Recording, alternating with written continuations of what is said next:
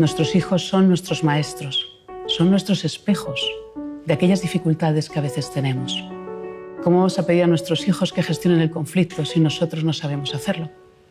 ¿Cómo vamos a pedir a nuestros hijos que digan las cosas con cariño si nosotros no sabemos tratarnos con cariño?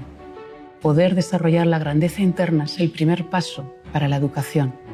Educarnos a nosotros mismos también, porque solo desde ahí podremos despertar la fuerza, el coraje, que sea lo que inspire a nuestros niños.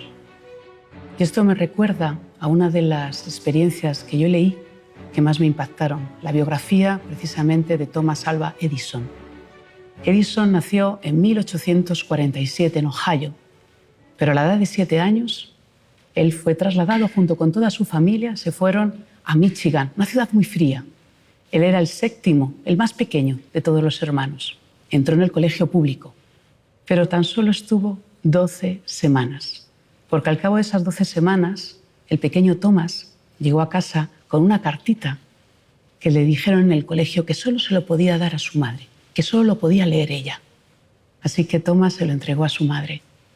Y Thomas, cuando se lo dio, no sabía lo que había, lógicamente. La señora Edison abrió la carta y la leyó. Y comenzó a llorar. El pequeño Thomas se quedó preocupado. ¿Qué pasa, mamá? ¿Qué pasa? Ella se recompuso y le dijo, Thomas, ¿sabes lo que escribe la carta? Lo que dicen, que eres un genio, y que ya la colegio no te puede enseñar más, que tengo que enseñarte yo. Bueno, y ahí empezó.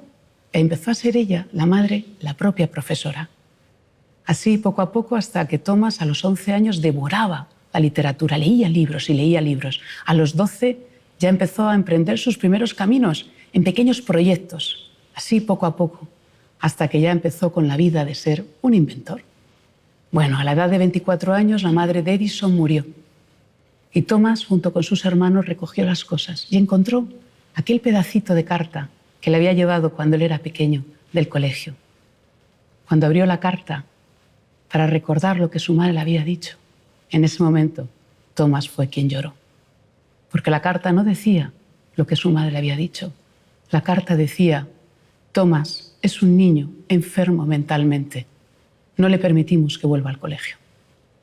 Eso es el coraje y la grandeza de una madre, de un padre. Ese es el coraje de poder ver más allá de las etiquetas. La grandeza que tenemos como padres consiste en ver la grandeza en nuestros hijos. Y ese es el camino que tenemos en la educación. Despertarlo dentro de nosotros, darnos cuenta que a veces tenemos conflictos, dificultades. Como decía, nuestros hijos son nuestros espejos. Esas dificultades están en nosotros, pero en la medida en que cada uno de nosotros, siendo padres, siendo educadores, podamos conectar con la grandeza, podamos conectar con nuestra vulnerabilidad, aprendamos a perdonarnos, aprendamos a vivir la vida de una manera mucho más delicada, en ese momento estaremos despertando la grandeza en nosotros y la grandeza en ellos.